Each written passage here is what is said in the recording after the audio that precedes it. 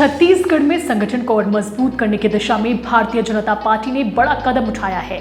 बुधवार को भारतीय जनता युवा मोर्चा की प्रदेश कार्यकारिणी जिलाध्यक्षों एवं महामंत्रियों, प्रदेश कार्य समिति और विशेष आमंत्रित सदस्यों की सूची जारी की गई। इस लिस्ट में कई नेताओं को महत्वपूर्ण जिम्मेदारियां सौंपी गई। इसी क्रम में विनय सेन का नाम खास तौर पर चर्चा में बना हुआ है।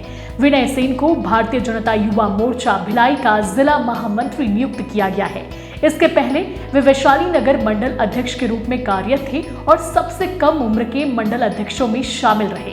सामाजिक कार्यों में उनकी निरंतर भागीदारी, युवाओं के बीच मजबूत पकड़ और पिछले कार्यकाल के दौरान किए गए प्रभावशाली प्रदर्शन को देखते हुए संगठन ने उन्हें ये बड़ी जिम्मेदारी सौंपी है।